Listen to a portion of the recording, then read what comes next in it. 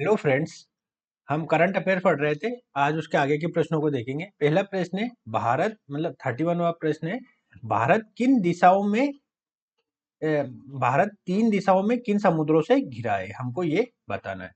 पहला ऑप्शन से अरब सागर, बंगाल की खाड़ी, हिंद महासागर। दूसरा है काला सागर, तो ये वैसे ही गलत हो जाएगा, काला सागर भारत के आसपास नहीं है। अटलांटिक महासागर भी भारत के आसपास नहीं है। कौन सा महासागर है? हिंद महासागर है।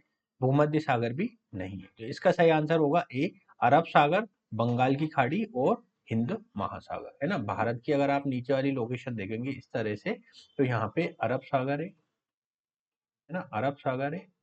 ठीक है, नीचे हिंद महासागर है, हिंद महासागर है,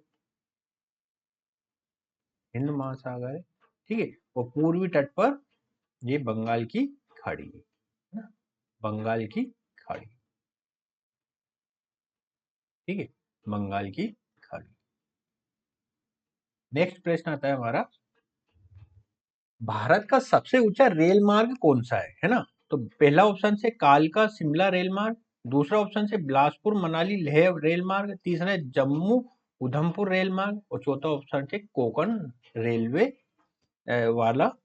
इसका सही आंसर है, इसका आंसर है बिलासपुर मनाली लेह रेल मार्ग, है ना। बिलासपुर मनाली लेह रेल ना, ये रेल मार्ग लगभग 4200 मीटर की ऊंचाई पर स्थित है ना, 4200 मीटर की ऊंचाई पर स्थित है, जो भारत का सबसे ऊंचा रेल मार्ग है ना। तो भारत का सबसे ऊंचा रेल मार्ग बिलासपुर मनाली लेह रेल मार्ग है।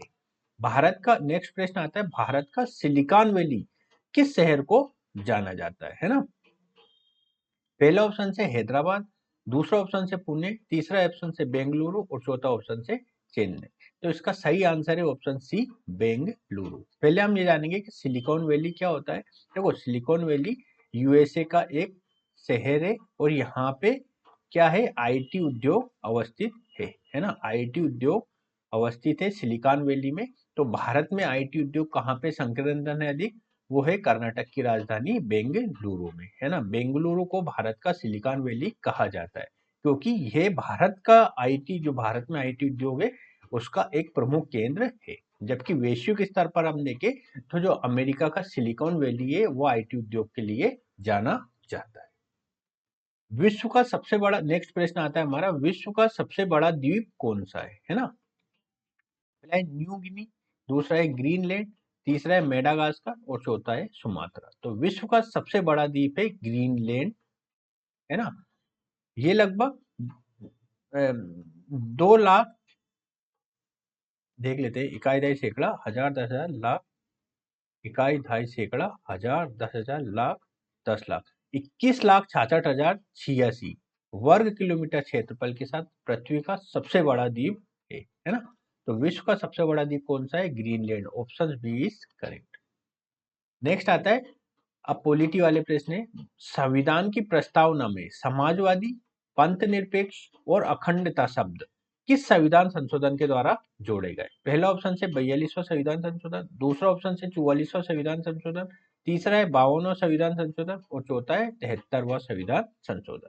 तो इसका सही आंसर है ऑप्शन ए, 42वां संविधान संशोधन, है ना। 42वें संविधान संशोधन के माध्यम से भारत, जो प्रस्तावना थी भारत की, भारतीय संविधान की प्रस्तावना जिसे हम प्रियम्बल कहते हैं, उसमें समाजवादी, पंथ निरपेक्ष और अखंडता शब्द जोड़े गए, है ना। भारत की जो प्रस्तावना है उसमें केवल एक ही बार संशोधन हुआ है ना, 42वें संविधान संशोधन के तहत 1976 में केवल एक बार अभी तक संशोधन हुआ है ना। जबकि 44वें संविधान संशोधन को हम देखें, 42वें संविधान संशोधन को मिनी संविधान भी कहते हैं क्योंकि इसमें काफी ड्रास्टिक चेंजेस हुए थे, है ना। काफी बड़े स्तर पर संविधान संशोधन 42वां संविधान संशोधन कहा जाता है ना, इसलिए इसे मिनी संविधान भी कहा जाता है। 44वें संविधान संशोधन में क्या हुआ था, इसमें जो संपत्ति का अधिकार था, है ना, संपत्ति का अधिकार मूल अधिकार हुआ करता था, इसे विधिक अधिकार बना दिया गया था, है ना। कौन से संविधान संशोधन के तहत? 44वें संविधान संशोधन के तहत संपत्ति के अधिकार को विधिक अधिकार बना दिया गया था।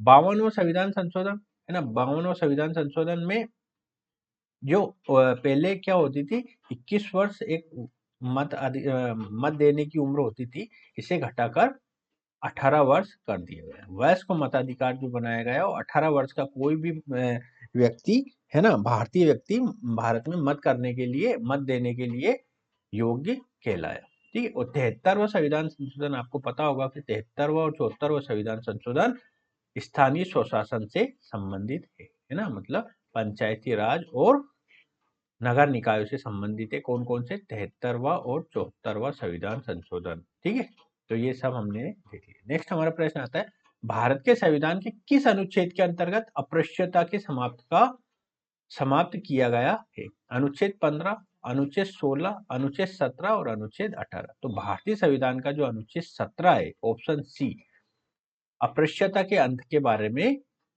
वो बंद करता है ना। तो भारतीय संविधान देखो 14 से लेकर, मैं बता देता हूँ, 14 से लेकर 18 तक स्वतंत्रता से संबंधित है। 19 से लेकर 22 तक, सॉरी, 14 से लेकर 18 तक की समानता से संबंधित है ना, समानता का अधिकार है ना। ठीक है। 19 से 22 स्वतंत्रता से संबंधित आर्टिकल है ना, स्वतंत्रता से। 23-24 शोषण के विरुद्ध अधिकार है ना। 25 से 28 है ना, 25 से 28 धार्मिक स्वतंत्रता से संबंधित है ना, धार्मिक स्वतंत्रता से संबंधित है। 29-30 संस्कृति के संरक्षण से संबंधित है। ठीक है। 31 को हटा दिया गया है क्योंकि ये संपत्ति से संबंधित था। 32 क्या है? संवैधानिक उपचारों का अधिकार है ना। 32 क्या है? संवैधानिक उपचारों का अधिकार। अगर किसी मौलिक अधिकार का उल्लंघन हो रहा है तो आप 5 तरह की रिट जारी करवाकर अपने अधिकार को बचा सकते हैं ना। 5 तरह की रिट जारी होती है संवैधानिक उपचारों के संरक्षण के अधिकार के तहत। तो इसमें जो आर्टिकल 17 आता है वो समानता के अधिकार के अंतर्गत आता है ना। 14 से लेकर 18 तक जो आर्टिकल है वो समानता से संबंधित है। इन्हीं में एक आर्टिकल है 17, वो अस्पृश्यता के अंत के बारे में बताता है। नेक्स्ट प्रश्न आता है, भारतीय संविधान का अनुच्छेद 25 किससे संबंधित है? देखो अभी मैंने बताया था कि भारतीय संविधान के अनुच्छेद 25 से 28 तक किससे संबंधित है? धर्म की स्वतंत्रता से संबंधित है। ठीक है, तो इसका सही आंसर कौन सा हो जाएगा? ऑप्शन से, धर्म अंतरात्मा की स्वतंत्रता, धार्मिक आचरण की स्वतंत्रता। ऑप्शन से इसका सही आंसर हो जाएगा। जबकि शिक्षा का अधिकार कौन सा आर्टिकल है ना? शिक्षा का अधिकार है अनुच्छेद 21A है ना। इसे कब जोड़ा गया था? आप ऑप्शन कमेंट में करके बताइए कि शिक्षा के जो अधिकार वाला आर्टिकल है अनुच्छेद 21 है, कौन से संविधान संशोधन के तहत इसे भारतीय संविधान में जोड़ा गया था। इससे संबंधित एक बहुत महत्वपूर्ण केस है जो एमपीपीएससी और अन्य एग्जाम में पूछा जाता रहा है ना, वो केस भी आपको बताना है। संपत्ति का अधिकार, संपत्ति का अधिकार को देखो विधिक अधिकार बना दिया है 44वें संविधान संशोधन के तहत।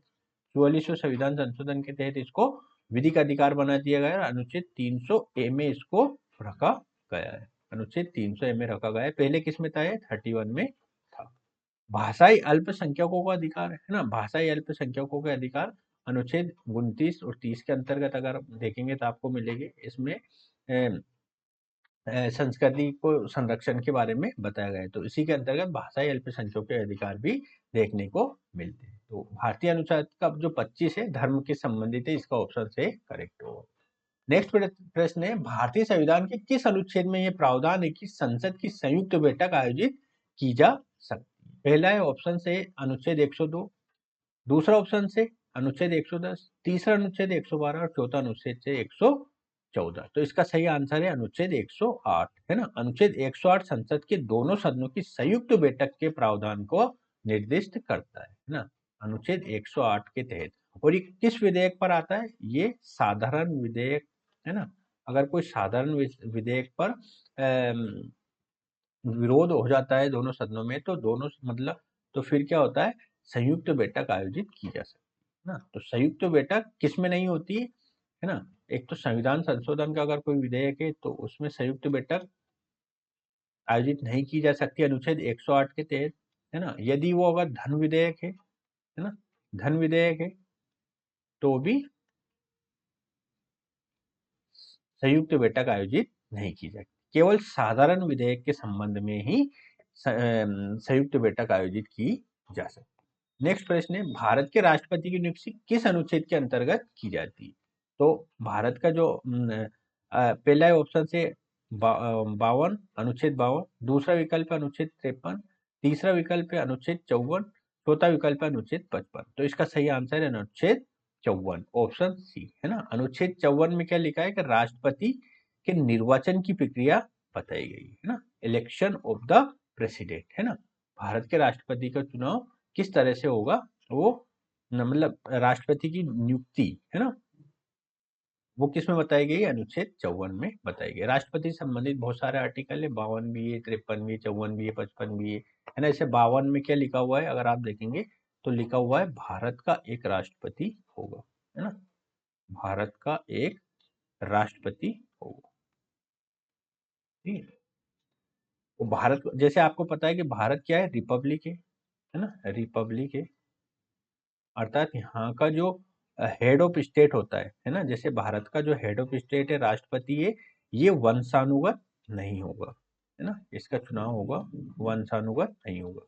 जबकि ब्रिटेन में क्या है, ब्रिटेन में संवैधानिक राजतंत्र है ना, संवैधानिक राजतंत्र, है ना, अर्थात राजतंत्र के तहत वहां पे राजा वंशानुगत होता है ना, वहां का राजा क्या होता है, वंशानुगत होता है। भारत का जो हेड ऑफ स्टेट होता है वो वंशानुगत नहीं होता है, इसलिए भारत को क्या कहा जाता है, गणतंत्र कहा जाता है, जबकि ब्रिटेन को संवैधानिक राजतंत्र कहा जाता है, ठीक। नेक्स्ट प्रश्न आता है, भारत के संविधान में न्यायिक पुनरावलोकन की शक्ति किस अनुच्छेद के अंतर्गत प्रदान की गई है। पहला ऑप्शन 13, दूसरा ऑप्शन से 32, तीसरा ऑप्शन से 226 और चौथा ऑप्शन से उपरोक्त सभी। तो ये तीनों आर्टिकल और भी बहुत सारे आर्टिकल है जिसके तहत न्यायिक पुनरावलोकन की शक्ति प्रदान की गई है। तो इसका सही आंसर हो जाएगा उपरोक्त सभी, है ना, डी इसका आंसर हो जाएगा। जैसे 32 और 246 के उच्च न्यायालय और उच्चतम न्यायालय की रिट अधिकारिता आती है ना, रिट अधिकारिता आती है ना, 5 तरह की रिट जारी कर सकते हैं, तो उसके अंतर्गत न्यायिक पुनरावलोकन हो सकता है, ठीक है। अनुच्छेद 13 में जो विधियां हैं उसके बारे में बताया गया है कि कौन कौन सी चीजें विधियां कहलाती है ना। अनु 13A, है ना, 13(2), है ना, 13(2) और 13(3), इनमें बहुत सारे प्रोविजन है जिनके तहत न्यायिक पुनरावलोकन किया जा सकता है, ठीक है। तो आज के बारे में इतना ही पढ़ेंगे, अगले वाली वीडियो में आगे के क्वेश्चनों को देखेंगे। तब तक के लिए नमस्कार।